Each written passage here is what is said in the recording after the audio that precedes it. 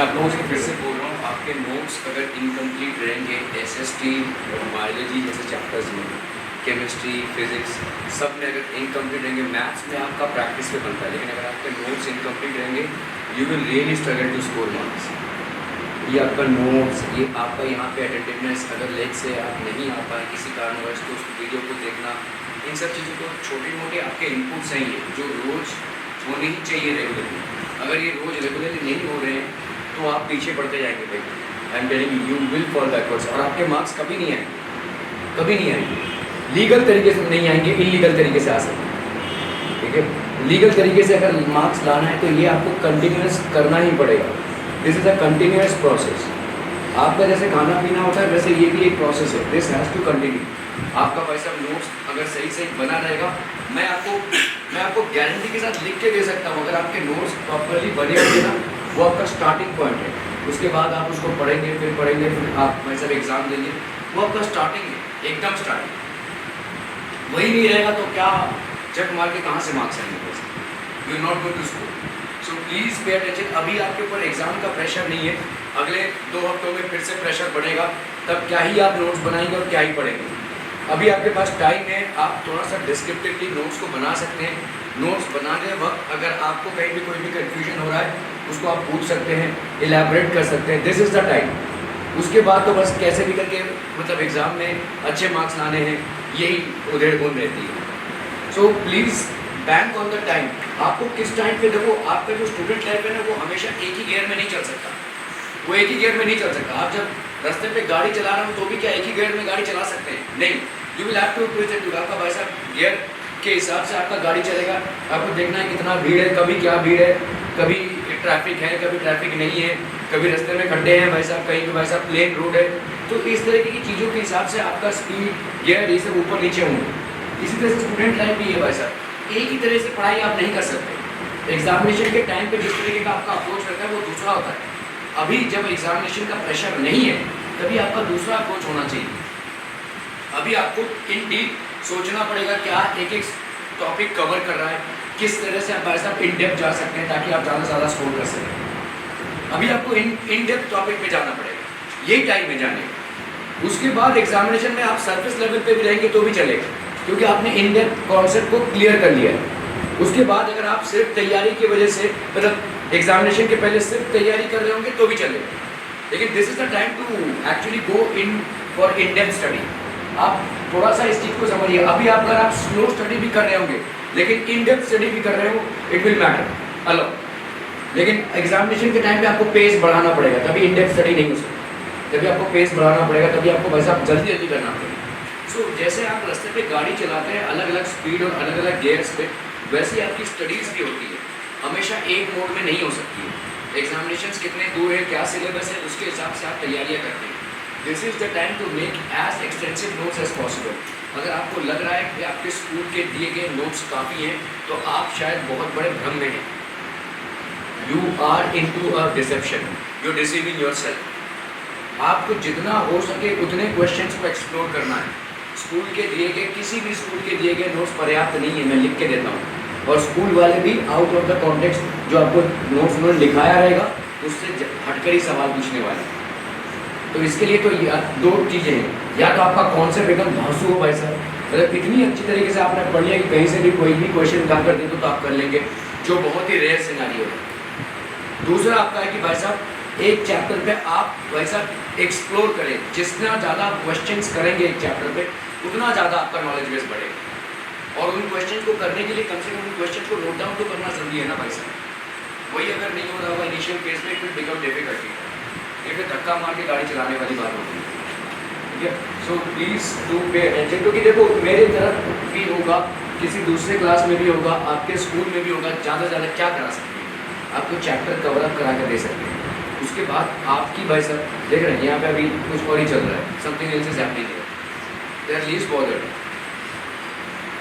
और वही मार्क्स आएंगे, है ना। ज़्यादा ज़्यादा क्या हो सकता है भाई साहब, व्हाट एल्स कुड हैपन। आपके स्कूल में भी हो गया भाई साहब, या तो आपके क्लास में भी हो गया, किसी भी क्लास में आप जाओगे, चैप्टर्स कॉन्सेप्ट समझाएंगे, सवाल कराएंगे, उसके बाद छोड़ देंगे। What else could you do. अगर आपका भाई साहब नोट्स नहीं हो रहा है, आपका भाई साहब कॉन्स्टेंटली नोट्स नहीं है, constantly how else can I expect the marks to have? और अभी भी अटेंशन लेवल भी आपका 0 है। Role of cooperatives in food security. सभी भाई साहब हमारे कोऑपरेटिव्स का हमने देखा कि कोऑपरेटिव्स का क्या क्या इन्फ्लुएंस है भाई साहब। What is the influence of cooperatives people? Tell me. Cooperatives में हमने देखा कैसे मिल्क, ठीक है, लिज्जत पापड़, ये सब आपके कोऑपरेटिव से बने हुए हैं, ठीक है। कोऑपरेटिव मतलब क्या होता है, बहुत सारे लोग साथ में आ जाते हैं, ठीक है। तो बहुत सारे मिल्क प्रोड्यूसर से एक साथ आ गए, ठीक है, और उन्होंने भाई साहब एक अपना कोऑपरेटिव बना दिया। जैसे आप जिस सोसाइटी में रहते हैं, जिस बिल्डिंग में रहते हैं, वो भी एक कोऑपरेटिव सोसाइटी है ना। वो एक कोऑपरेटिव सोसाइटी है, मतलब आपके सारे मेंबर्स जो हैं वो उस कोऑपरेटिव सोसाइटी के मेंबर्स हैं, क्लियर है। तो इसी तरह से जब इंटरेस्ट कॉमन होते हैं, जैसे उस बिल्डिंग में जो पानी आ रहा है वो सब में डिस्ट्रीब्यूट हो रहा है, उस बिल्डिंग में जो इलेक्ट्रिसिटी आ रहा है वो सब में डिस्ट्रीब्यूट हो रहा है, भले सब लोग अलग अलग अपना बिल भर रहे हैं, ठीक है। अभी तो गैस कनेक्शन भी आ जाएगा, ठीक है। तो इस तरह से अगर आप देखोगे बिल्डिंग के जो लिफ्ट है वो सब यूज़ कर रहे हैं, है ना, जो स्टेयर लॉबी है वो सब यूज़ कर रहे हैं, जो नीचे का भाई साहब एरिया है जहाँ पे आप भाई साहब गणपति वगैरह जो भी मनाते हैं वो सब लोग यूज़ कर रहे हैं, ठीक है। These are common things. तो इसीलिए क्या बिल्डिंग में रहते हुए सारे लोगों का एक कॉमन इंटरेस्ट हो जाएगा, there will be a common interest, ठीक है। क्या सब लोग एक मेंटेनेंस भर रहे हैं, क्योंकि भाई साहब स्वीपर सबके लिए सबका कचरा लेता है, ठीक है। या अगर आप देखोगे वॉचमैन जो होगा वो सबके सिक्योरिटी के लिए, ठीक है। तो ये सब जो सर्विसेज हैं वो उसके लिए पे करना पड़ेगा। कौन पे करेगा? So obviously building members will pay and bear the expenses. जो भी एक्सपेंसेस होगा वो भाई साहब आपके मेंटेनेंस में आएगा। That is how the members of the society will bear the expenses. अभी आती है बात भाई साहब एमिनिटीज़ की। तो एमिनिटीज़ भी भाई साहब डिस्ट्रीब्यूट होगी। तो ऐसा तो नहीं है कि अगर बिल्डिंग में कोई गार्डन है तो उसमें भाई साहब ये जा सकता है, ये नहीं जा सकता, ऐसा तो नहीं है, वो सबके लिए है वैसे, ठीक है। So these are things which, तो एमिनिटीज़ भी जैसे शेयर होंगी वैसे ही भाई साहब रिस्पॉन्सिबिलिटीज़ भी शेयर होंगी। तो इसी तरह से कोऑपरेटिव सोसाइटी जब बनती है तो अभी देखो जैसे महिला ग्राम उद्योग ने, इन्होंने महिलाएं जो ग्रामीण अंचल की महिलाएं हैं तो उन्होंने देखा कि भाई साहब हम बहुत सारा टाइम खाली बैठते हैं और हमको बहुत सारे काम आते हैं और इन सारे कामों से हम भाई साहब किसी न किसी टाइप का इनकम जनरेट कर सकते हैं। फॉर एग्जाम्पल पापड़ बेचकर भाई साहब सुखाने के लिए ये लगभग हर ग्रामीण महिला को आता है। कोई बहुत बड़ा तुरंत खान वाला जॉब नहीं है, ठीक है। कोई भी पापड़ बनाना उसको कोई बहुत बड़ा जॉब नहीं है। तो अगर बहुत सारे लोग मिलकर इस जॉब को करते हैं so will it yield results. और इसी तरह से भाई साहब एक कोऑपरेटिव सोसाइटी बनी जिसका नाम पड़ा भाई साहब लिज्जत पापड़। लिज्जत पापड़ आज की तारीख में इंडिया में one of the largest producers of papad है, ठीक है। और ये एक कोऑपरेटिव सोसाइटी के हिसाब से बनी। देखो एक जन को धंधा करना बहुत भारी पड़ सकता है ना भाई। वो प्रोडक्शन भी करेगा, क्वालिटी भी वो देखेगा, प्लस उसको भाई साहब बाजार में मार्केटिंग भी वही करेगा। तो इस सब में भाई साहब कहीं ना कहीं हर चीज़ हर इंसान से परफेक्टली नहीं हो सकती, है ना। हो सकता है कोई इंसान बहुत अच्छा मार्केटिंग करता हो सकता है कोई इंसान बहुत अच्छा सेल्स करता हो सकता है कोई इंसान बहुत अच्छा क्वालिटी टेस्टिंग करता हो। तो किसी भी प्रोडक्ट के ये सारे अलग अलग दायरे हैं। तो कोऑपरेटिव जब बनता है तो बहुत सारे लोग जुड़ते हैं। तो बहुत सारे लोग जब जुड़ जाते हैं तो भाई साहब कैसा होता है, इसने ये काम संभाल लिया क्योंकि ये काम इसको अच्छा आता है, किसी ने मार्केटिंग का काम देख लिया, किसी ने एडवर्टाइजमेंट का काम देख लिया, किसी ने भाई साहब प्रोडक्शन का काम देख लिया, किसी ने क्वालिटी टेस्टिंग का काम देख लिया, ठीक है। तो ये सारे काम में ये डिस्ट्रीब्यूट हो जाते हैं और फिर भाई साहब ये मतलब और एफिशिएंटली पब्लिक तक पहुँचेगा। This will reach more efficiently to the public. क्या ये समझ में आ रहा है? ये उद्देश्य है कोऑपरेटिव का। दिस इज बेसिकली द फंडा ऑफ कोऑपरेटिव सोसाइटी। आपके भी अगर बिल्डिंग में भी आप देखोगे एक कोई सेक्रेटरी रहेंगे, एक कोई चेयरमैन रहेगा, एक कोई भाई साहब आपका ट्रेजरर रहेगा, एक गवर्निंग बॉडी रहेगी, बहुत सारे तमाम लोग जुड़े होंगे, है ना। कोई एक इंसान नहीं रहेगा क्योंकि एक इंसान के बस की बात नहीं है, ठीक है। तो बहुत सारे इंसान जो बहुत सारे अलग अलग डिफरेंट फील्ड्स और एक्सपीरियंस से आते हैं, देयर कॉन्ट्रीब्यूशन वुड मैटर, ठीक है। तो यही उद्देश्य है कोऑपरेटिव्स बनाने का। कोऑपरेटिव्स में बहुत सारे लोगों का जो कॉमन इंटरेस्ट होता है, ठीक है, कॉमन वेस्टेड इंटरेस्ट होता है, वो लोग आकर मिलकर कोऑपरेटिव बनाते हैं और इस कोऑपरेटिव का वैसा विकास होता है, ठीक है। Are we clear this one people? उद्देश्य यहाँ पे क्या है भाई साहब? बड़े पैमाने पे बिजनेस करना। और बड़े पैमाने पे अगर बिजनेस करना है तो अकेला इंसान ज़्यादा बिजनेस नहीं कर पाएगा, लेकिन बहुत सारे लोग अगर मिलकर करेंगे तो इसको हम पार्टनरशिप नहीं बोल सकते, इसको हम बोलेंगे कोऑपरेटिव, ठीक है। पार्टनरशिप एक अलग चीज़ हो जाएगी, ठीक है। ये this is cooperative, this is basically form out of individuals who have a common interest in something, who have a common interest in something, ठीक है। Okay, so the cooperatives are also playing an important role in the food security in India. especially in the southern and western parts of the country. The cooperative societies set up shops to sell low price goods to poor people. तो cooperative societies ने क्या किया भाई साहब, price of goods को लो रखा है and they are selling it to poor people. ठीक है, they are selling it to poor people. Okay. For example, out of all fair price shops running in Tamil Nadu, around 91% are being run by the cooperatives. तो आपके पास 94% fair price shops, which is basically what shops, ration के shop जो आपके public distribution system में आते हैं, ठीक है, around 94% are being run by cooperatives. तो ये कोऑपरेटिव्स के लोग वहाँ पे जाकर एम्प्लॉयड हैं एंड दे आर इंश्योरिंग. और इसीलिए देखो तमिलनाडु में डिस्ट्रीब्यूशन अच्छा है. अगर आप कल कंपेयर कर रहे होगे, कल का हमने देखा कि आपके जो मतलब बिहार और उत्तर प्रदेश में hardly 300 grams per month consume हो रहा है ना, 300 ग्राम्स पर ग्रेन. और यही चीज़ भाई साहब 5 to 6 kg आपका पर मंथ पब्लिक डिस्ट्रीब्यूशन के साथ तमिलनाडु में होता है. ठीक है, वी सॉ द डिफरेंस. तो ज़रूर यहाँ पे कुछ प्रॉब्लम है और यहाँ पे वो प्रॉब्लम भाई साहब कोऑपरेटिव संभाल है, क्योंकि 94% आपके पब्लिक डिस्ट्रीब्यूशन आउटलेट्स को कौन संभाल रहा है, कोऑपरेटिव संभाल रहे हैं इन areas like Tamil Nadu. And hence what is happening is approximately 5 to 6 kg of grains per month, ठीक है, per person is distributed in these areas. Whereas if you look at Bihar and all, it's hardly 300 grams of grain. तो जो कि बहुत ही कम है. 300 grams of grain में कोई survive भी नहीं कर सकता. It will be difficult for people to survive in this amount of grains. Are we clear to this one people? ठीक है. So आपका distribution system जितना अच्छा होगा उतनी ही बारीकी से ये सारी चीज़ें आपके गवर्नमेंट जो मुहैया करा रही है लोगों के लिए वो पहुँचेगी. ठीक है, लोगों तक पहुँचना इसका मेन उद्देश्य है. कैसे पहुँचेगा? एक तो हो गया भाई साहब डायरेक्ट पीडीएस और एक हो गया भाई साहब कोऑपरेटिव से. कोऑपरेटिव्स के द्वारा ये लोगों तक पहुँच रहा है. ठीक है, okay okay. In Delhi, Mother Dairy is making strides in the provision of milk and vegetables to the consumer. Mother Dairy पहले स्टार्ट हुई थी भाई साहब डेयरी प्रोडक्ट से, मिल्क, पनीर, ठीक है, दूध, दही, घी, ये सब से स्टार्ट हुआ था.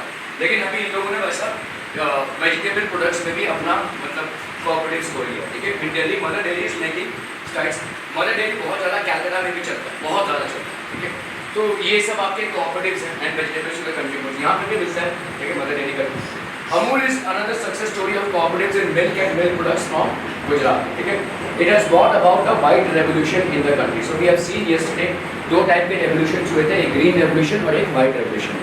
ग्रीन रेवोल्यूशन ने क्रॉप्स के रिक्वायरमेंट को पूरा किया और वाइट रेवोल्यूशन ने बेसिकली डेयरी प्रोडक्ट्स के रिक्वायरमेंट को पूरा किया. ठीक है, इन Maharashtra Academy of Development Science ADS has facilitated a network of NGOs for setting up grain banks in different regions. ठीक है, तो ADS भाई साहब एस्टैब्लिश हुआ है, facilitated a network of NGOs. अलग अलग NGOs के भाई साहब, NGOs क्या होते हैं भाई साहब? NGOs होते हैं आपके नॉन गवर्नमेंटल ऑर्गेनाइजेशंस. अभी NGOs बेसिकली क्या होते हैं, इनको समाज सेवा से इंटरेस्ट है. तो आपके NGOs जो है तो एक जैसे समझ लो समाज में कोई चीज़ है जिसको बहुत सारे लोग फील कर रहे नहीं होनी चाहिए. ठीक है, तो बहुत सारे लोग एकजुट होकर मिलकर उसके अगेंस्ट में काम करते हैं या उसके फॉर में काम करते हैं. फॉर एग्जांपल जैसे अगर आप देखोगे जुहू बीच जो था वो बहुत ही पॉल्यूटेड था, तो कुछ NGOs ने मिलकर रोज उसको साफ करने का उत्तरदायित्व लिया और आज वो बहुत क्लीन. ठीक है, तो दैट इज बेसिकली NGO है. ये नॉन गवर्नमेंटल ऑर्गेनाइजेशन है, नॉन प्रॉफिटेबल ऑर्गेनाइजेशन है. इसका मकसद प्रॉफिट कमाना नहीं है, इसका मकसद समाज का वेलफेयर. ठीक है, ये non governmental organisation. In Maharashtra Academy of Development Science has facilitated a network of NGOs for setting up grain banks in different regions. तो ये NGOs ने भाई साहब अलग अलग ग्रेन बैंक्स स्टैब्लिश किए हैं. ADS organizes training and capacity building programs on food security for NGOs. तो ADS भाई साहब क्या करता है, आपके फूड सिक्योरिटी के लिए अलग अलग ट्रेनिंग्स प्रोवाइड करता है. Grain banks are now slowly taking shape in different parts of Maharashtra. तो इन ग्रेन बैंक्स में बेसिकली ग्रेन को स्टोर करके रखा जाता है. ठीक है, ये चालू है भाई साहब ADS से. ADS ट्रेनिंग प्रोवाइड करती है कि कैसे ग्रेन को बहुत बड़े समय के लिए इन ग्रेन बैंक्स में इफेक्टिवली स्टोर किया जा सकता है.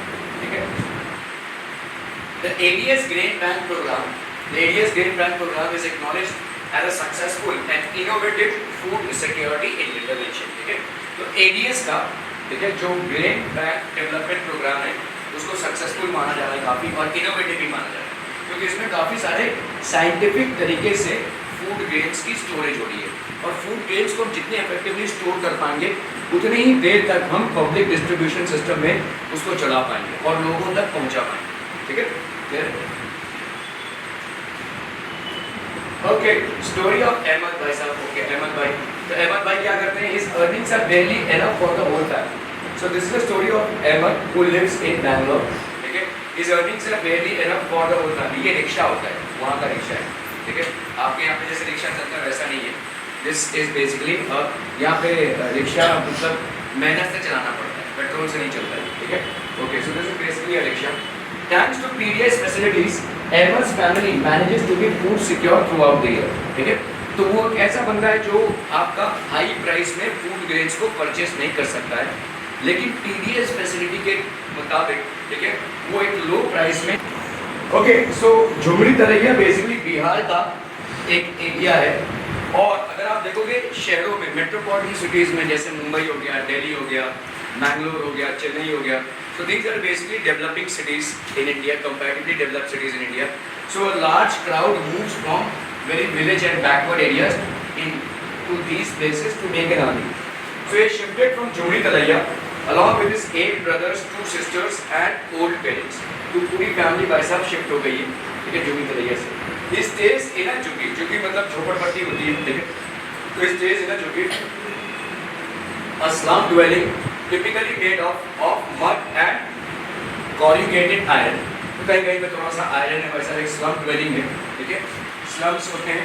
ओके, सो शहरों के बीचों बीच इतनी बड़े मात्रा में जो स्लम्स होते हैं वो एक इंडिकेशन है कि बहुत बड़ी मात्रा में public from different parts of India actually come to these places. For example, Mumbai में Dharavi is Asia's biggest slum, not only India's biggest slum, it is Asia's biggest slum. और इस स्लम एरियाज में आपको ज़्यादा करके दूसरे स्टेट से लोग मिलेंगे जो यहाँ पे बहुत बड़े पैमाने पे आते हैं, क्योंकि मुंबई में हाउसिंग अफोर्ड करना एक बहुत बड़ी बात है। ठीक है, मुंबई का हाउसिंग बहुत एक्सपेंसिव है, whether you are staying in rent और whether you are staying on your own, it's a huge price that you pay for staying, और उतना हाई स्टेइंग लोग अफोर्ड नहीं कर पाते, तो उनके पास ऑप्शन क्या बचता है, इन झुग्गी झोपड़पट्टियों में रहना, विच आर इम्परमानेंट सेटलमेंट्स। ये इम्परमानेंट सेटलमेंट्स होते हैं ज़्यादातर, ठीक है, ये मतलब टिन के हैं, काफ़ी आपके पास वैसा बाथरूम नहीं रहेगा घर पे, ठीक है, बाथरूम और टॉयलेट अगर जाना रहेगा तो सार्वजनिक होगा वो, ठीक है, सो ये सारी समस्याएं हैं यहाँ पे। हाइजीन बहुत कम है, जैसे जब कोरोना फैला था तो जितने भी हेल्थ ऑफिशियल्स हैं वो सब लोग भाई साहब दे वर कॉन्सनट्रेटिंग ऑन धारवी, कि भाई साहब धारवी में अगर कोई भी एपिडेमिक बहुत जल्दी फैलता है क्योंकि वहाँ पे बहुत अनहाइजीनिक कंडीशंस हैं, ठीक है, तो उस पर सब लोगों की नज़र थी कि भाई साहब यहाँ पे ना फैले, ठीक है। So Dharavi is one of the largest slum areas of not only of Mumbai, not only of India, but happens to be one of the largest slum areas in the entire Asia, ठीक है। और ये क्यों हुआ है, क्योंकि मुंबई एक मेट्रोपॉलिटन सिटी है, Mumbai basically financial capital of India है, यहाँ पे धंधा होता है, पैसा है, तो लोग दूर दराज एरिया से कमाने आते हैं। कमाने आते हैं तो पहला तो उनका रहने की व्यवस्था होनी चाहिए, और रहने की व्यवस्था अपेरेंटली बहुत महंगी है, तो इसीलिए लोग इन झुग्गी झोपड़पट्टियों में सेटल डाउन करते हैं, इसलिए settle down in these places, ठीक है। यहाँ पे बैंगलोर में भी ऐसा ही एक झुग्गी झोपड़पट्टी है। The survival of all members of his family depends on his daily earnings from pulling rickshaw. इतने बड़ा एक फैमिली है, 8-10 जन है भाई साहब इस परिवार में, ओल्ड पेरेंट्स हैं, बच्चे हैं, भाई बहन सब लोग हैं, तो इन सब का भाई साहब गुजर बसर होता है इसके रिक्शा चलाने से, ठीक है, इसके रिक्शा चलाने से। Okay okay okay, so however he does not have a secured employment and his earnings fluctuate every day. तो भाई साहब डिपेंड करता है रिक्शा कितना चला और वो कितना चला पाया, है ना, कभी कभी सवारी मिलती है, कभी कभी नहीं मिलती है, तो फ्लक्चुएट होता है, ठीक है। संडे के दिन लोग ज़्यादा आते जाते हैं नहीं, तो इसलिए फ्लक्चुएट हो सकता है। बाकी आपका आज की तारीख में भाई साहब ओला उबेर ज़्यादा चल रहा है, तो लोग रिक्शे पे चढ़ते नहीं। रिक्शा मतलब कोई सामने से जा रहा हो तो कोई चढ़ गया, लेकिन अदरवाइज तो सब लोग आपका ऑनलाइन बुकिंग करके भाई साहब ओला उबेर मंगा लेते हैं, तो नहीं चलता है, ठीक है। प्लस रिक्शा एक ऐसा चीज़ है जो सब जगहों से नहीं जा सकता, हाईवे से रिक्शा नहीं जा सकता, बहुत सारे ऐसे एरियाज हैं जहाँ पे रिक्शा अलाउड नहीं है। यहाँ पे मुंबई में भी जो रिक्शा ऑटो रिक्शाज होते हैं, बहुत सारे जगह ऐसे जगह जहाँ पे अलाउड नहीं है, आपको मालूम है। साउथ मुंबई में रिक्शाज नहीं दिखेंगे आपको, साउथ मुंबई मतलब आप अगर मरीन ड्राइव जाएंगे या मे बी दादर के थोड़ा सा आगे गए तो आपको रिक्शाज नहीं दिखेंगे वहाँ, ठीक है, टैक्सीज दिखेंगी लेकिन रिक्शाज नहीं होंगे, दे रिक्शाज आर नॉट अलाउड, ठीक है। सो ऐसा बहुत सारा होता है, अलग अलग एरियाज में ऐसा होता है, ठीक है। However it does not. तो इस तरह से क्या होता है कि अगर भाई साहब किसी सवारी को हम छोड़ने के बहुत दूर और भाई साहब वहाँ से रिटर्न में कोई सवारी नहीं मिल रही है, चलाए जा रहे हैं भाई साहब, ठीक है, कोई बहुत दूर हम सवारी छोड़ने के रिटर्न में हमको सवारी नहीं मिल रही है, ऐसा आप बहुत बार इनकाउंटर करेंगे। रिक्शा वाले भी ऐसा ही बोलते हैं, नहीं हम आपको छोड़ने तो जाएंगे लेकिन इतना पैसा लगेगा क्योंकि हमको रिटर्न में सवारी नहीं मिलेगी वहाँ से, है ना। तो ये सारी चीज़ें होती हैं, तो इसलिए रिक्शा वालों की इनकम जो है तो ऊपर नीचे होती रहती है, फ्लक्चुएटिंग इनकम है, rise and fall regularly, okay, irregularly. During some days he gets enough money for him to save some amount after buying all his day to day necessities. तो ये भाई साहब पूरे दिन का जो भी डे टू डे नेसेसिटीज है उसको खरीद कर भी कुछ पैसे बचा लेता है। कभी कभी इसका अर्निंग्स इतना हो जाता है और कभी कभी नहीं होता, ठीक है। So other days he barely earns enough to buy his daily necessities, ठीक है। तो इसीलिए fluctuating income. However, fortunately, Ahmed has a yellow card, which is a PDS card for below poverty line people. तो उसके पास भाई साहब yellow ration card है और इस येलो राशन कार्ड के तहत he is able to procure grains at a lower price, ठीक है। He is able to procure grains at a lower price, okay. So with this card, Ahmed gets sufficient quantity of wheat, rice, sugar and kerosene oil for his daily use. Wheat, rice और sugar और kerosene oil होता है बस अब stove को जलाने के लिए, क्योंकि जहाँ तक कि जो झुग्गीपट्टियों में आपके गैस कनेक्शंस नहीं होते हैं, गैस कनेक्शंस के लिए वैलिड परमानेंट ड्वेलिंग चाहिए, ठीक है। या तो आप रेंट पे हो या तो आप भाई साहब आपका खुद का रूम हो, एक फ्लैट में आप प्रॉपरली रहते हो, ठीक है। तो इस तरह के गैस कनेक्शंस मिलते हैं, तो इसीलिए आपको भाई साहब ज़्यादा करके केरोसिन ऑयल से स्टोव वगैरह पे रसोई करना पड़ता है, ठीक है। सो यहाँ पे पीडीएस सिस्टम के तहत उसके छोटे से इनकम से भी उसके कम से कम फूड का टेक केयर ऑफ हो रहा है, ठीक है। So he gets these essentials at half of the market price, ठीक है। He purchases his monthly stock during a particular day when the ration shop is opened for below poverty people. तो आपका एक दिन वो जाता है जब राशन का शॉप देखिए हर दिन खुला नहीं रहता है, उनका मतलब टाइम टेबल होता है, वो लिखा रहता है कि आज मंडे, वेडनेसडे और फ्राइडे खुला रहेगा या ट्यूसडे, थर्सडे, ऐसा राशन शॉप्स का वीक में टाइम टेबल होता है कि इतने से इतने टाइम खुला रहेगा। तो एक दिन वो जाता है और अपना राशन खा कर लाता है और वेरी लो प्राइस में लेकर, ठीक है, at a very low price. So food is secure Ahmed आज की तारीख में in this way Ahmed is able to take out his survival with less than sufficient earnings for his big family where he is the only earning member, ठीक है। सो अपने बहुत बड़े एक फैमिली को भी वो अकेला एक अर्निंग मेंबर होते हुए भी क्यों संभाल पा रहा है, क्योंकि ये जो पीडीएस है, पीडीएस के तहत उसको एक येलो कार्ड मिला है और उस येलो कार्ड में कम से कम उसको फूड आधे प्राइस में मिल जा रहा है, ठीक है। So that is one advantage that he has, ठीक है। इस तरह से वैसा उसका गुजर बसर हुआ है to support with difficulty and effort, ठीक है। Story of Ahmed. How does yellow ration card help Ahmed to run his family even with small earning from rickshaw pulling? So yellow ration card ensures that he is getting the grains, food grains and all other things, food के जितने भी items हैं उसको half price में मिल रहा है from the market price, because of which he saves a lot of money, ठीक है। Had he was he made to pay the price at the market place to buy these items, then it would have been very difficult for him, ठीक है।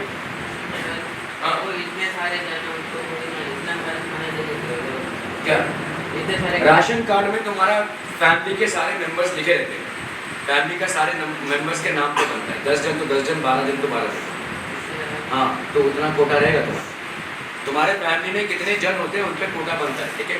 तुम्हारे ration card में जितना नाम होता है उनके ऊपर कोटा बनता है तुम्हारा, तुमको 12 लोगों का, 10 लोगों का, 6 लोगों का राशन उस हिसाब से मिलेगा, ठीक है। ये जो भी आपको मिल रहा है यहाँ पे वीट, राइस, शुगर, केरोसिन, ये जो भी मिल रहा है उन लोगों के हिसाब से मिलेगा। केरोसिन ऑयल भाई तुम अगर गैस जला रहे हो या केरोसिन ऑयल जला रहे हो, एक इंसान का खाना बनाओगे और 10 इंसान का खाना बनाओगे तो उसमें डिफरेंस है ना। अगर तुम 10 इंसान का खाना बनाओगे obviously you will need more, वो भी उतना ही सप्लाई होगा।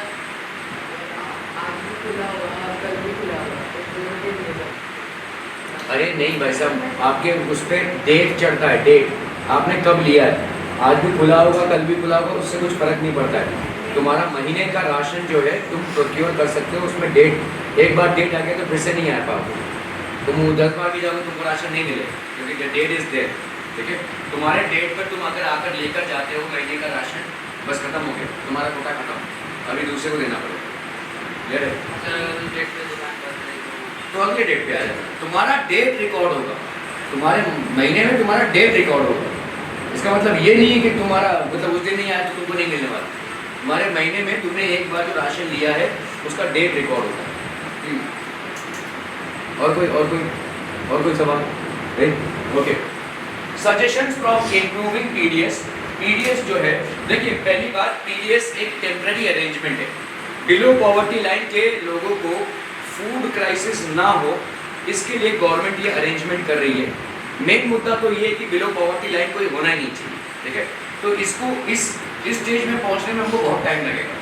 उस स्टेज तक हम जब तक नहीं पहुंच रहे हैं तब तक हम क्या कर रहे हैं भाई साहब, इन लोगों को भाई साहब सपोर्ट कर रहे हैं, कैसे भी कर रहे हैं, ठीक है। Okay, so instead of being the largest and most inefficient owner of grain, the government should let private traders trade, procure, store and distribute grain. तो गवर्नमेंट भाई साहब इसका, क्योंकि देखो गवर्नमेंट के लिए ना, गवर्नमेंट का जो काम होता है वो बड़ा ही थोड़ा सा सुस्त होता है ना, थोड़ा धीरे धीरे, ठीक है। तो अगर गवर्नमेंट इस चीज़ को प्राइवेटाइज कर दे, पूरे सेक्टर को ही प्राइवेटाइज कर दे, तो ज़्यादा फास्ट होगा काम और शायद लोगों तक पहुँचेगा, ठीक है, शायद लोगों तक पहुँचेगा। हाँ, थोड़ा सा शायद खर्चा बढ़ जाए। अगर जो 3.5 रुपये दे रहा है, ठीक है, आज की तारीख में ग्रेन के लिए, वो शायद 4.5 रुपये दे, लेकिन उसको टाइम पर मिल जाएगा, दुकानें खुली होंगी, ये सारे एडवांटेजेस हो जाएंगे, ठीक है। उस 3.5 रुपये के ग्रेन के लिए शायद एक इंसान को 3 बार उस शॉप में जाना पड़ा, आज बंद है, कल बंद है, परसों बंद है, वो बार बार जा रहा है, बार बार जाते हुए जितना टाइम वो वेस्ट कर रहा है उतने टाइम में उसने बस आप 350 रुपये कमा लिए होते, ठीक है। तो इस हिसाब से अगर इसको प्राइवेटाइज किया जाए, प्राइवेटाइज अगर किया जाए कि प्राइवेट लोगों को अगर दे दिया जाए, किस बात की हंसी आ रही है बताइए ना, हाँ बताइए किस बात की हंसी आ रही है वेदांत? तो आपका अगर प्राइवेटाइज हो रहा है, इफ दिस इज प्राइवेटाइज्ड, ठीक है, अगर आपका भाई साहब प्राइवेटाइज हो रहा है तो इससे क्या हो जाएगा, शायद थोड़ा सा प्राइस बढ़ जाए, लेकिन लोगों तक सही समय पे पहुंचे। गवर्नमेंट का जो काम है वो बहुत सुस्तर काम है और सारे गवर्नमेंट डिपार्टमेंट से ऐसा ही हाल है, ठीक है। भाई ये साइन होना बाकी है, वो आए नहीं, अच्छा वो चाय पीने गए हैं, वो भाई साहब सैर करने गए हैं, आपने देखा ही रहेगा काफ़ी सारे आपके स्लो एंड प्रोसेसेस हैं, और slow and processes and government का जॉब है, सब लोग इसको थोड़ा सा हल्के में लेते हैं। प्राइवेट जॉब में बहुत प्रेशर रहता है, प्राइवेट जॉब में काफ़ी सारा प्रेशर रहता है, क्योंकि भाई साहब आपको परफॉर्म करना है, वरना वो कभी भी ताबड़तोड़ निकाल देंगे। गवर्नमेंट जॉब से ऐसे आसानी में किसी को आप निकाल नहीं सकते, ठीक है, उसके ऊपर पूरा केस होगा, इंक्वायरी होगी, तब जाकर आप उसको निकाल सकते हैं, ठीक है, वरना आप निकाल नहीं सकते। तो जितने भी गवर्नमेंट अधिकारी हैं उनको मालूम है कि भाई साहब हम कुछ भी कर ले, निकलने तो नहीं वाले, ठीक है। तो आज अगर ऑफिस नहीं है तो क्या होगा, एब्सेंट हो सकते हैं। प्राइवेट जॉब में भाई साहब बहुत आग लगी हुई है, ठीक है, मतलब तुम नहीं करोगे तो दूसरा कोई ले लेंगे, चलो जाओ पैसा हमने दूसरा हायर कर लिया। तो इस तरह से प्राइवेट जॉब्स में लोग थोड़े से इनसिक्योर होते हैं, इसीलिए एफिशिएंसी ज़्यादा होती है, ठीक है। गवर्नमेंट जॉब से प्राइवेट जॉब में एफिशिएंसी ज़्यादा होती है। तो अगर इसका प्राइवेटाइजेशन हो जाए, इस पूरे फूड ग्रेन मैनेजमेंट का प्राइवेटाइजेशन हो जाए, तो शायद प्राइस थोड़ा सा बढ़े, लेकिन भाई साहब ताबड़तोड़ चीज़ें हो जाएंगी, ठीक है, ताबड़तोड़ चीज़ें हो जाएंगी, ठीक है, क्लियर, फास्ट हो जाएगा प्रोसेस और एफिशिएंट भी हो जाएगा। देखो इसको हम ऐसे देख सकते हैं, गवर्नमेंट का आपने देखा भाई साहब 2000 करोड़ का लॉस है 3 सालों में, गवर्नमेंट ने भाई साहब 2000 करोड़ का लॉस खाया 3 सालों में, फसल बर्बाद हो गई, फूड क्रॉप्स लोग तक नहीं पहुंचे, पीडीएस सिस्टम भाई साहब जो था वो इनएफिशिएंट हो गया। तो इतना बड़ा लॉस हम बेयर करें, इससे अच्छा अगर हम प्राइवेटाइजेशन कर देते हैं, ओके, तो इतना पैसा हम यहाँ पे इन्वेस्ट कर देते हैं, इतना पैसा अगर हम इसमें इन्वेस्ट कर देते हैं तो लगभग उसी प्राइस में लोगों को ग्रेन नसीब हो जाएगा, ठीक है। So that is one thing. FCI should maintain only a minimum security buffer. तो एक मिनिमम सिक्योरिटी बफर मेंटेन करना चाहिए, जो हमने देखा हमारे ऊपर बहुत बड़ा बफर है, उस मिनिमम सिक्योरिटी बफर को मेंटेन करके बाकी सारे डिस्ट्रीब्यूट कर देने चाहिए। ये मिनिमम सिक्योरिटी बफर क्यों होता है, why should it maintain a minimum security buffer? तो अगर समझ लो देश में कोई इमरजेंसी हो जाती है, कोई अर्थक्वेक हो गया, कहीं पे फ्लड हो गया, तो इस फूड ग्रेन को उस जगह पे डिस्ट्रीब्यूट करके लोगों को उसी टाइम पे राहत मिल सकती है, ठीक है, they will be able to get some relief. Are we clear on this one, people? Okay. The consumption subsidy should be transferred as cash to consumers, especially to the bank accounts of the women in the household. Consumption subsidy. अब ये consumption subsidy क्या होता है, ठीक है? तो समझ लो भाई साहब, अगर कोई पर्सन ए है और वो भाई साहब राशन से उसके फैमिली के हिसाब से उसको 10 केजी वीट मिलता है, ठीक है? हर महीने उसको 10 केजी वीट मिल रहा है, हर वीक क्लियर? वो जाकर राशन कार्ड में 10 केजी अपना फैमिली के साइज के हिसाब से उसको भाई साहब 10 केजी वीट मिल रहा है।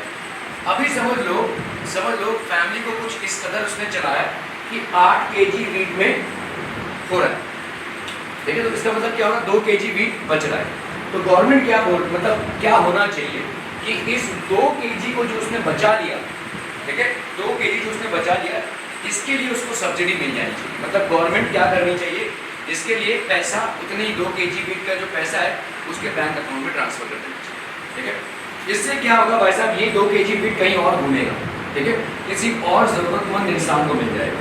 जैसे देखो गैस में आपकी सब्सिडी होती है ना, गैस में आपकी सब्सिडी होती है, तो आपको गैस मिलता है। अभी तो गैस कनेक्शन जाने वाले हैं, अभी तो वैसा पाइप गैस नहीं हो जाएगा, लेकिन जो गैस सिलेंडर आपका आता है, ठीक है, उस पर देखो आपका कार्ड होता है, कार्ड, उस कार्ड में वो रिकॉर्ड होता है, ठीक है? तो गवर्नमेंट आपको सब्सिडी देती है और आपके सब्सिडी में डायरेक्टली आपके बैंक अकाउंट में ये जमा हो जाता है। अगर आपका एक कोटा है भाई साहब कि आप कितने gas cylinders per year use करते हैं और आपने भाई साहब उससे कम यूज़ किया, तो गवर्नमेंट भाई साहब आपको सब्सिडी देती है। सब्सिडी मतलब आपको कुछ पैसे देती है। ये पैसे आपके बैंक अकाउंट में डायरेक्टली आते हैं। चाहे तो आप अपने फ्रेंड से पूछ लीजिएगा, अगर उन्होंने कभी भी गैस बचाया रहेगा, ठीक है, अगर उन्होंने कभी भी गैस कम खर्चा हुआ रहेगा, तो आपके डायरेक्टली अकाउंट में आ जाएगा। Why is government doing this? Because government tries to encourage the habit of saving things.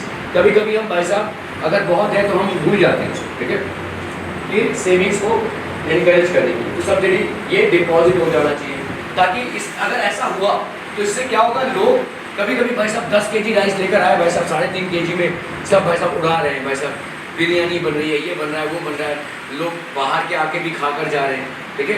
कोई भाई साहब बहुत बड़ा हमने उत्सव मना लिया, ठीक है, बॉयस 8-10 लोगों को और बाहर से बुलाकर खिला दिया, हमारा नाम भी हो गया, लेकिन किसी को मालूम नहीं कि भाई साहब राशन का प्रोडक्ट लेके, ठीक है?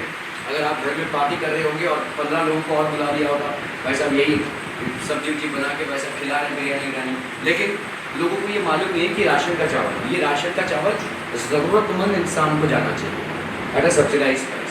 लेकिन जब अगर आपको ऐसी सब्सिडी का लोन मिलेगा, अगर आपको सब्सिडी का इंसेंटिव मिल रहा है, तो लोग उसको बचाने की कोशिश करेंगे ताकि उनके अकाउंट में रोकड़ा पैसा आए, है ना? Clear? That is the idea of subsidy. पता कैसे चलता है? तुम्हारा कंजम्पशन है, तुम्हारा जो कोटा है, वो कोटा अगर तुम नहीं ले रहे हो, उससे कम ले रहे हो, उससे पता चल जाएगा ना। हाँ, पीडीएस वालों को तुम्हारा समझ लो, तुम्हारा 10 केजी का कोटा है और तुम उसकी जगह पे 8 केजी ले रहे हो, तो तुम्हारे को 2 केजी का सब्सिडी मिल सकता है। अभी ऐसा हुआ नहीं है, लेकिन मिल जाए, ठीक है? It will be granted. हाँ, क्या बोल रहे हो? पीडीएस वालों को पेन कहाँ चला गया? हाँ, क्या बोल रहे हो? टीडीएस वालों को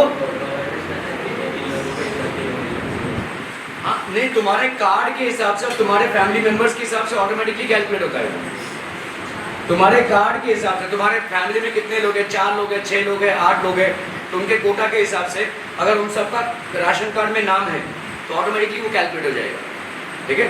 तो अभी तक तो सब्सिडी देना चालू नहीं किया है, लेकिन अगर गवर्नमेंट सब्सिडी देती है तो यहाँ पे जो लोग फालतू में ग्रेन्स को यूज़ कर रहे हैं, ऐसा मैंने तमाम लोगों को देखा है, जो लोग राशन की दुकान से राशन लाकर भाई साहब लोगों को भाई साहब खिला रहे हैं, ये तो गलत हो गया ना भाई। तो उनको ही करने दो ना ये काम, वही बांट दें लोगों में, ठीक है? तुम अपना नाम भी कमा रहे हो भाई साहब, और 3.5 रुपये में तुम राशन ला रहे हो, वो तुमको गवर्नमेंट ने दिया है ताकि तुम अपना फैमिली में तुम्हारा कोई फूड क्राइसिस ना हो, लेकिन तुम उसका गलत इस्तेमाल कर रहे हो। इसका मतलब तुम्हारी आमदनी अच्छी है, तुमने कुछ गलत रिकॉर्ड दिखाया है और अभी तक तुम्हारे राशन कार्ड में नाम चढ़ा हुआ है। राशन कार्ड से नाम तो नहीं कटेगा, लेकिन राशन कार्ड का कलर चेंज हो जाएगा। भाई देखो, ऐसा होता ही है, लोग अगर अपनी जीवन में तरक्की कर रहे हैं तो राशन कार्ड को भी तो अपडेट करना चाहिए ना भाई साहब, अपने एनुअल इनकम के हिसाब से, लेकिन वो आपने किया नहीं है। आप क्या कर रहे हैं भाई साहब, बाजार से राइस ले रहे हैं और इधर से भी राइस बेच रहे हैं भाई साहब। तो अभी इस एक्स्ट्रा राइस का क्या करूँ, नाम कमाने के लिए भाई साहब, वो आ जाओ भाई साहब, गणपति का भंडारा है मेरे यहाँ। तो हाँ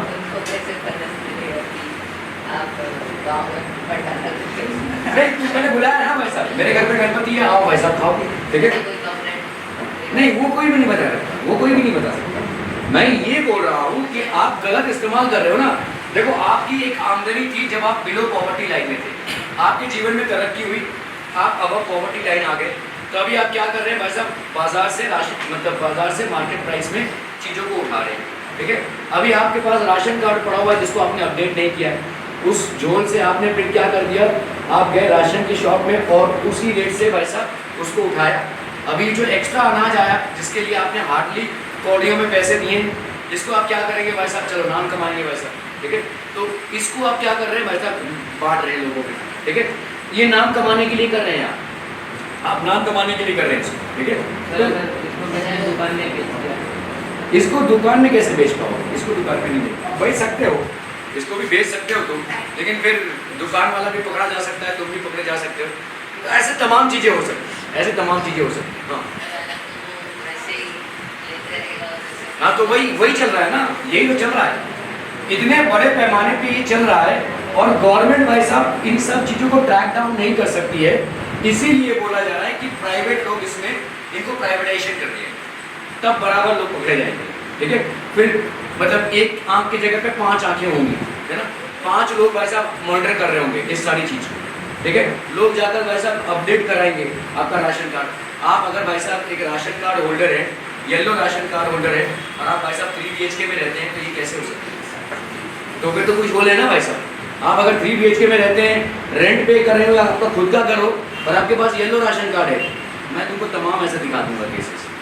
ये हो ही नहीं रहा है, ये स्क्रूटिनी हो ही नहीं रही है, कोई जांच कर ही नहीं रहा है। खुद आप भाई साहब बाबा आदम के ज़माने से वो लिए जा रहा है राशन, कोई चेक ही नहीं कर रहा है। अरे भाई साहब वो कहाँ रास्ते का इंसान अभी 3 BHK होल्डर हो गया है, तो उसने पैसे कमा लिए ना जीवन में, he doesn't need it now, somebody else need it, लेकिन who is there to supervise this? कोई सुपरवाइज कर ही नहीं रहा है, समझ में आ रहा है ये, ठीक है। तो ये सारी चीज़ें हो जाती हैं, तो शायद प्राइवेटाइजेशन अगर हो जाए, ठीक है, तो ये बल पड़ता है, ठीक है।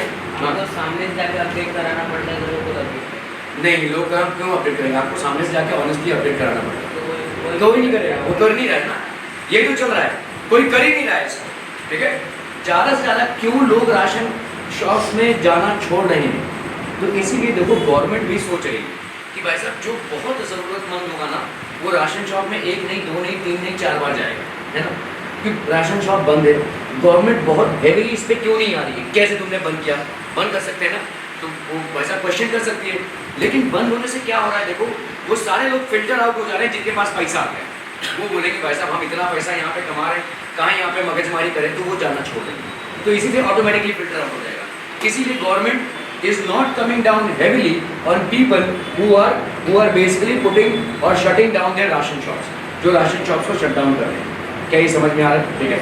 सो इसी तरह से भाई साहब गवर्नमेंट हर चीज़ को नज़रअंदाज कर रही है, लेकिन नज़रअंदाज करने का भाई साहब ये रीज़न है कि अगर गवर्नमेंट बोलेगी कि भाई साहब तुमने बंद क्यों किया, लेकिन इस बंद करने से वो सारे लोग कट जाएंगे जिनके पास भाई साहब पैसा है, वो क्यों जाएंगे, 1 बार गए 2 बार गए, तीसरी बार नहीं जाएंगे, वो तो कट जाएंगे ऑलरेडी, है ना, क्योंकि इनका राशन कार्ड तो अपडेट हो नहीं रहा है, वैसा कौन चेक करने बैठे इनको, ठीक है। तो दूसरा तरीका ये है कि प्राइवेटाइजेशन कर दीजिए। प्राइवेटाइजेशन में भाई साहब लोग स्क्रूटिनी करेंगे आपका, लोग देखेंगे कि भाई साहब ये इंसान एक्चुअली में क्वालिफाई करता है कि नहीं। एक टाइम पे भाई साहब हो सकता है ये रास्ते में झाड़ू मारने वाला इंसान हो, आज की तारीख में भाई साहब वो बंगलो बनाकर बैठा हुआ है, 4-5 गाड़ियाँ हैं उसकी, उसको क्यों राशन चाहिए, कर सकते हैं। कंप्लेन अगर किसी ने किया तो आप भाई साहब कर सकते हैं, अगर किसी ने कंप्लेन किया, ठीक है। हमारे यहाँ पे प्रॉब्लम ये है कि हर कार्रवाई आपके कंप्लेन के बाद ही होती है, ठीक है, कंप्लेन के पहले कोई कार्रवाई नहीं होती है। अभी कंप्लेन कौन किसका करे, कौन पैसा मगजमारी उठाए, ठीक है। तो हर कार्रवाई जो होती है वो आपकी मतलब जितने भी आपके गवर्नमेंट की प्रोसेसेस है ना, they will always get initiated only when a complaint is filed. ताबड़तोड़ कोई आप पे कोई कार्रवाई नहीं करेगी, बहुत रेयरली ये होगा, ठीक है। इसीलिए ये सारी चीज़ें हो जाती हैं, ठीक है। इंडिविजुअल के अगेंस्ट में कोई भी एक्शन इनिशिएट अगर करना है तो कोई कंप्लेन करना पड़ेगा। बहुत ही बार ऐसा हुआ है कि गवर्नमेंट को अगर किसी इंसान को पकड़ना रहेगा ना, तो पहले किसी और इंसान को पकड़ रहा है, भाई उसके नाम पे कंप्लेन कर, फिर अपन कार्रवाई चालू करेंगे। ऐसा होता है बहुत सारे गवर्नमेंट डिपार्टमेंट्स में, ऐसा होता है।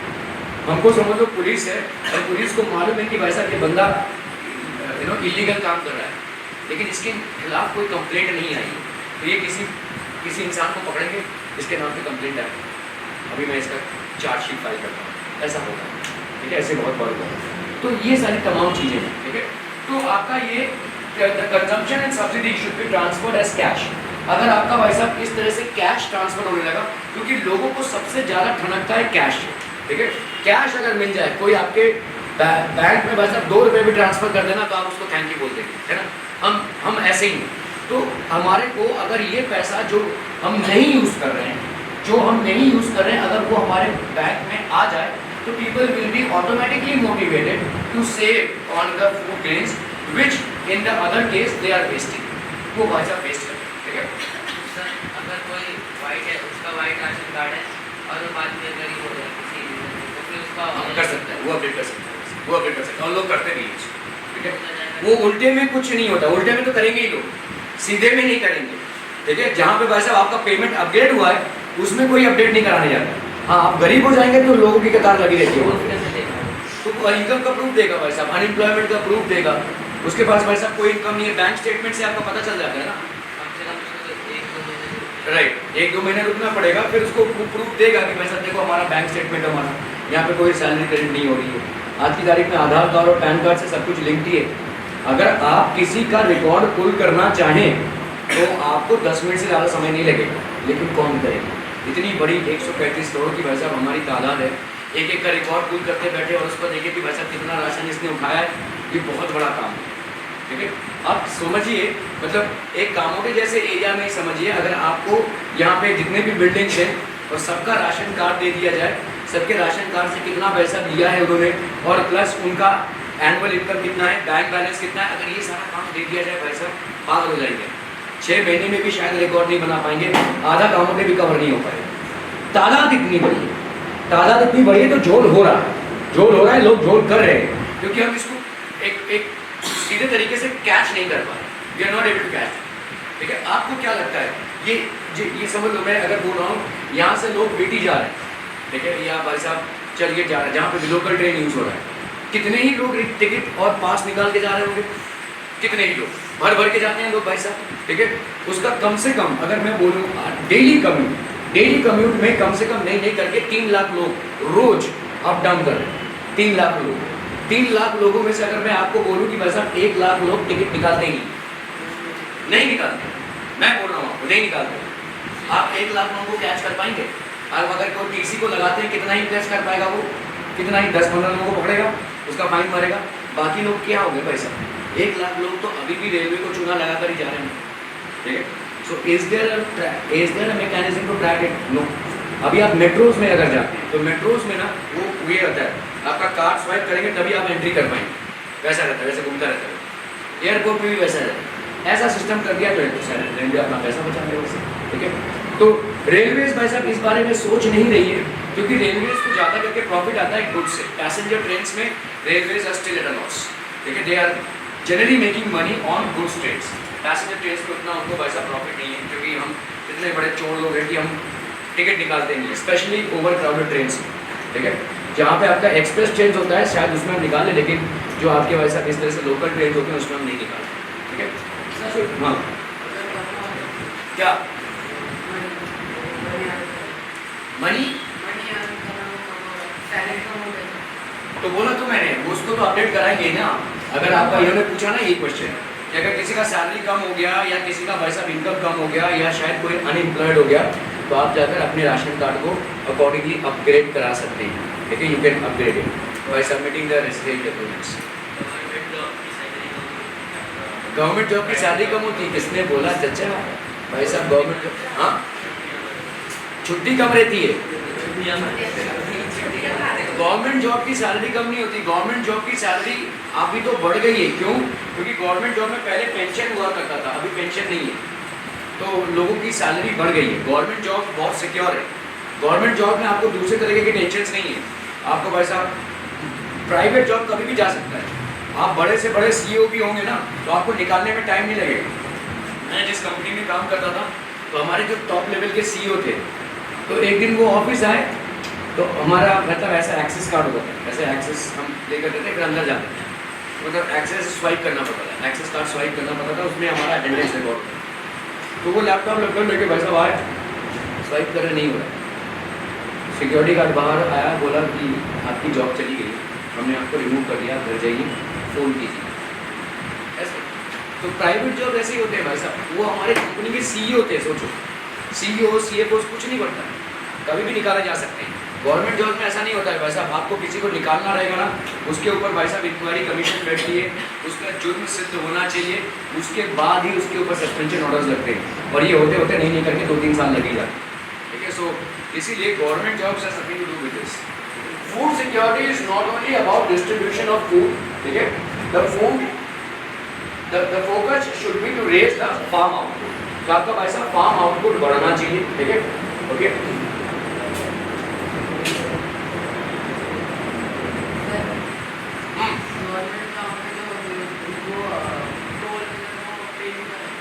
टोल वगैरह पे नहीं करना पड़ता है, नहीं ऐसा कुछ नहीं है,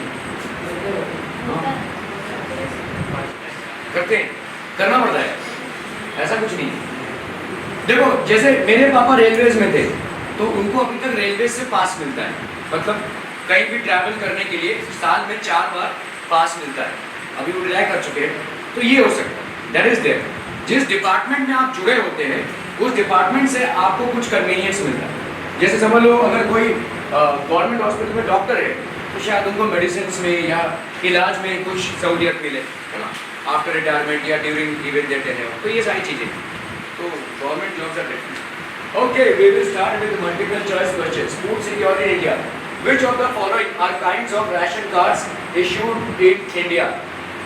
Antyodaya cards, APL cards, BPL cards, all of these, बहुत बढ़िया भाई। Next, in which state 94% of all fair price shops are run by cooperatives? Okay, so this will be Tamil Nadu. हमको पैसे देंगे कहाँ है भाई साहब एकदम। Okay, Annapurna scheme APS has been launched in April 2000, 2005, 1999, 2003. बोला गया, so it was 2000. Which of the following are suitable examples of cooperatives playing an important role in the food security in India? Mother Dairy Delhi, Reliance Fresh, Big Apple, AA5. This is Mother Dairy, which is basically a cooperative. और Mother Dairy जो है वो आज की तारीख में सिर्फ dairy products में नहीं, वेजिटेबल प्रोडक्ट्स में भी इन्वॉल्व हो चुकी है। ठीक है,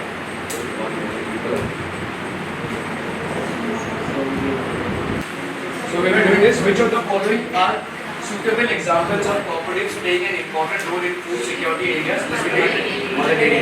Okay. अगला क्वेश्चन रितु। Okay.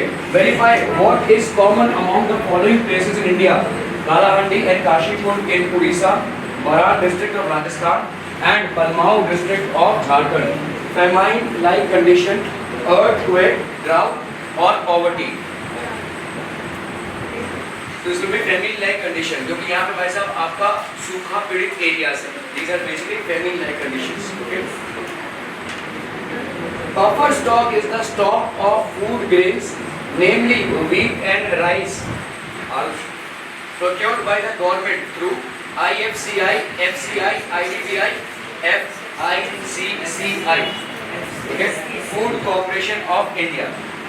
जब टाइम है तो मेरा Food Corporation of India. This is basically buffer stock. Okay, that is called Food Corporation of India.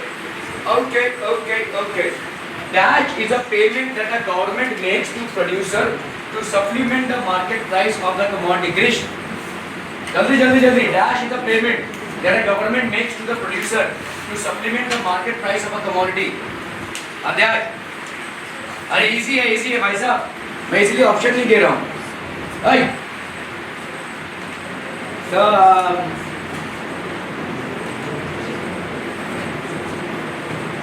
अरे गवर्नमेंट भाई साहब एक मिनिमम प्राइस पे ग्रेन्स को परचेज करती है, किससे? फार्मर से, और उसको भाई साहब बेचती है।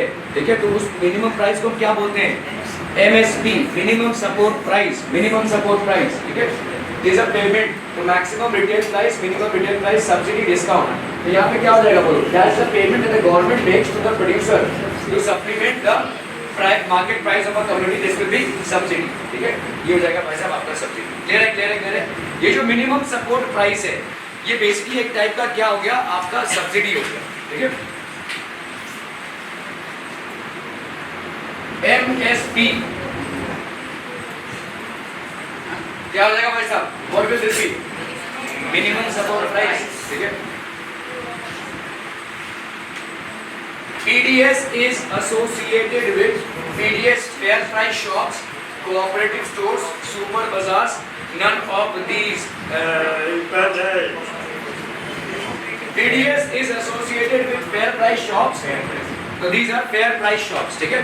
Cooperative stores, आप देखो यहाँ पे कंफ्यूज हो सकते हैं। देखो cooperative stores are different, लेकिन cooperative के लोग जब fair price shops खोलते हैं तो that is a different case altogether, ठीक है।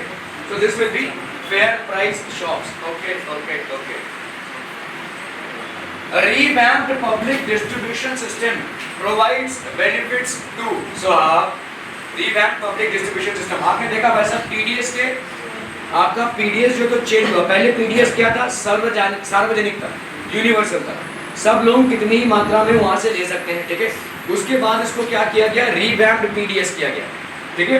RPDS, revamped PDS मतलब क्या हुआ, what was it? It was basically for rural and backward areas. उसके बाद आपका टारगेटेड PDS हुआ, जहाँ पे भाई साहब आप आपको PDS को as per income आप डिस्ट्रीब्यूट कर रहे हैं, अब आप poverty line, below poverty line में सेग्रीगेट करके आप डिस्ट्रीब्यूट कर रहे हैं। Okay, revamped public distribution system provides benefits to cities, remote and backward areas, self-help groups, cooperative societies. Okay, so this will be remote and backward areas. Okay. Under the public distribution system, food grains given per family per month is 40 kg, 35 kg, 25 kg, 20 kg. कितना होगा? 35 kg, ठीक है। Per family per month, PDS के हिसाब से भाई साहब आपका कितना होगा? 35 kg, ठीक है। क्लियर।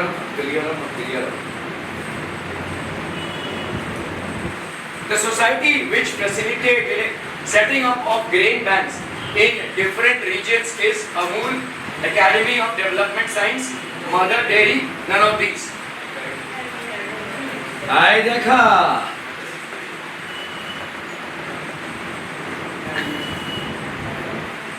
एक दिन उधर बैठ जाओ, वो मंदिर के बाद उधर, आप इधर बैठिए।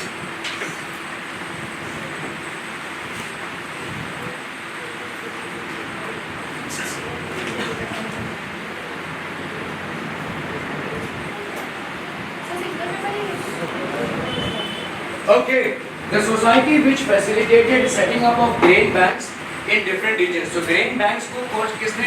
इन्होंने भाई साहब NGOs के द्वारा grain bank सेटअप किए थे। आइए बेटा बनी, बेंके जल्दी, कौन सा होगा ये? Academy of Development Science, जिसको क्या बोलते हैं, ADS। इन्होंने NGOs के साथ भाई साहब अलग अलग ग्रेन बैंक सेटअप किए, और इन ग्रेन बैंक्स में अलग अलग तरीके से विद सिक्योरिटी आपके ग्रेन्स डिपॉजिट होने लगे, ठीक है। So that will be Academy of Development Science, ठीक है। Minimum support price is announced by the government to provide incentives to farmers for raising production, incentives to traders to earn maximum profit from farmers, incentives to money lenders to lend maximum to farmers, or none of these. कौन सा रहेगा भाई साहब? First, incentives to farmers, क्योंकि minimum support price is basically the price at which the government is purchasing the food from the, or rather the food grains from the farmer, ठीक है। तो incentives to farmers for raising production. Seasonal hunger mostly found in urban areas, rural areas, metro cities, ठीक है, और both A and B. नहीं, seasonal hunger जो होगा वो अर्बन और रूरल दोनों में कहीं पाया जाता है, ठीक है। सीजनल हंगर जब, जैसे देखो अगर हम यहाँ पे रूरल एरिया की बात कर रहे हैं, तो रूरल एरिया में क्या हो जाएगा, आपका जब सीजनल आपका खेती बाड़ी का काम नहीं हो रहा है, ठीक है। So let's say during a season आपका भाई साहब सोइंग सीजन है तो काफ़ी सारा काम है, हार्वेस्टिंग सीजन हो गया, क्रॉप्स हार्वेस्ट हो गया, अभी क्रॉप्स का सीजन नहीं है, तो what will happen, it will not be a season. तो उस टाइम पे क्या होगा, आपका एम्प्लॉयमेंट नहीं रहेगा, ठीक है। सो ये होगा सीजनल हंगर। उस टाइम पे किसान के पास या प्रोड्यूसर के पास कम पैसे होंगे, और हो सकता है इतने कम पैसे हो कि उनका घर ना चले, ठीक है। So that is called seasonal hunger. Rural areas में किस तरीके का हंगर होता है?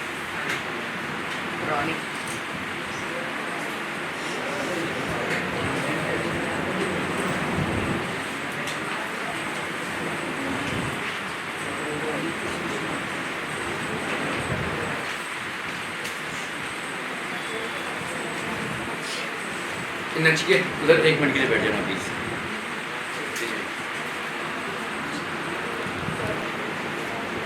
Okay, seasonal hunger is mostly found in both urban as well as rural areas. ये अर्बन एरियाज में भी हम देखते हैं और रूरल एरियाज में, ठीक है। अर्बन एरियाज में कैसे होता है सीजनल, तो जैसे देखो अगर बारिश का मौसम है तो बहुत सारे जो भी मेहनत मशक्कत के काम है वो नहीं होते ज़्यादा टाइम, ठीक है, तो उसमें आपका सीजनल हंगर होता है। तो उस टाइम पे जो लोग होते हैं वो बाहर सब लोग गाँव चले जाते हैं, ठीक है। बारिश के टाइम पे एक बहुत बड़ा ग्राउंड जो है वो गाँव चला जाता है, क्योंकि वैसा उस टाइम पे उतना वैसा प्रोडक्शन नहीं होता है, उतनी ज़्यादा रिक्वायरमेंट नहीं होती है, ठीक है। सो ये जो एक हंगर जनरेट हो रहा है इसको सीजनल हंगर हो रहा है। So in both urban and rural areas, ठीक है, वी सी सीजनल हंगर, ठीक है। ये वैसा अर्बन एरियाज में होता है। Main purpose of buffer stock का भाई साहब क्या है, to save food grains from pest attack, to stop price fluctuations, to meet the crisis of low production both B and C. To save food grains from pest stock, to stop price fluctuations, or to meet the crisis of low production. Okay, so it will both B and C. Okay, what is food security? Means availability of food, accessibility of food, affordability of food. ये automatically all of these हो जाएगा, क्योंकि हमने जब chapter start किया था तो यही था आपका फूड अवेलेबिलिटी का, ठीक है। Food security means availability of food, accessibility of food and affordability of food, so it will be all of them. Okay. Chronic hunger refers to low income, inadequate quantity of food, inadequate quality of food. क्या हो जाएगा भाई साहब, ये all of these हो जाएगा, ठीक है। मतलब बहुत लंबे अरसे तक अगर किसी फैमिली में हंगर परसिस्ट करती है तो ऑब्वियसली वैसा वहाँ का इनकम लो है। इनएडिक्वेट क्वांटिटी ऑफ फूड मतलब जो मात्रा है फूड की वो भी कम है, एंड इनएडिक्वेट क्वालिटी ऑफ फूड, यहाँ पे जो क्वालिटी है वो भी वैसा बहुत कम है। कार्बोहाइड्रेट्स, प्रोटीन्स, फैट्स की कमी बहुत ज़्यादा है, ठीक है। So it will be all of these. Okay, चलिए वैसा। In which of the following states do we find the largest number of food insecure people? Food insecure people मतलब जिनको खाने को नहीं, ठीक है। Bihar, Jharkhand and Orissa, Bihar, Jharkhand and Gujarat, Bihar, Madhya Pradesh and Tamil Nadu, Bihar, Chhattisgarh and Karnataka. So it will be the first one, Bihar, Jharkhand and Orissa. These are the three states in which we find the maximum food insecure people, ठीक है। Women and children under the age of 5 are food insecure population due to malnutrition, healthy diet, fats, none of them.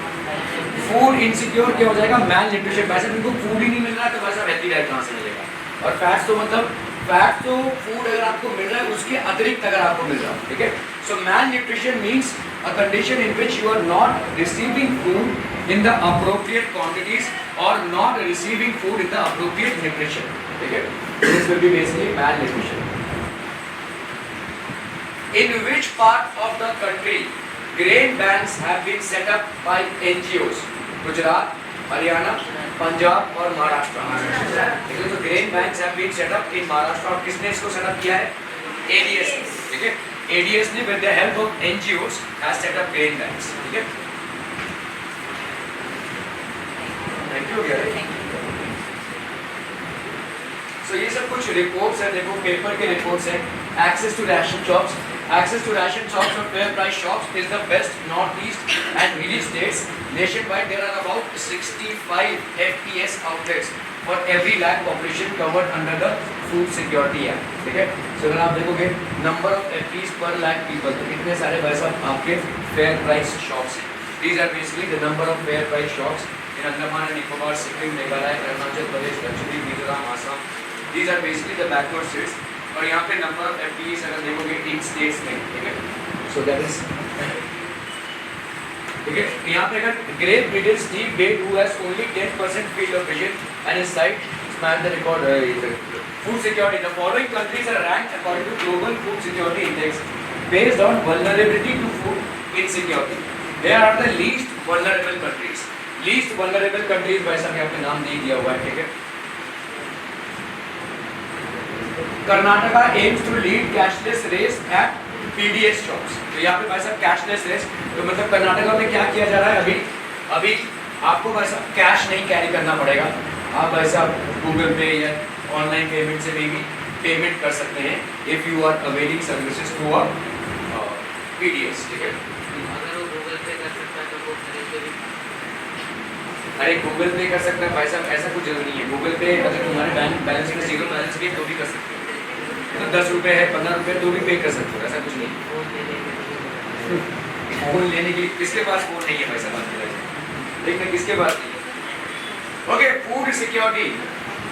The occurrence of natural disasters has risen over the last 30 years. Given the agriculture sector's dependence on climate, this increases in weather-related events adds due to vulnerability of individuals and challenges their food securities. Between 2003 and 13, drought wreaked the greatest havoc on agriculture in sub-Saharan Africa and West Asia, while Asia and Latin America were affected mostly by floods. तो आप देखोगे भाई साहब यहाँ पे Latin America में, ठीक है, और सब सहारन अफ्रीका में ड्राउट्स का परसेंटेज देखो, ठीक है, ये पूरा रेट जो परसेंटेज है that is the amount of area impacted by droughts, और ड्राउट्स जितने ज़्यादा होंगे फूड की इनसिक्योरिटी उतनी ज़्यादा बढ़ेगी। वेस्ट एशिया में 99.6% ड्राउट है भाई साहब, ठीक है। तो इसका मतलब इन्होंने क्या किया रहेगा, they have mostly imported food from outside countries, they would have no other option, ठीक है। India China questions US and European unions trade distorting farm subsidies, ठीक है। तो यहाँ पे भाई साहब joint paper to WTO6 to its flexibility as per it was time for considering other reforms in domestic subsidy, something out of your knowledge, ठीक है। So this basically completes your chapter people, ठीक है, and I hope that people are basically learning. If they are not learning, then you will be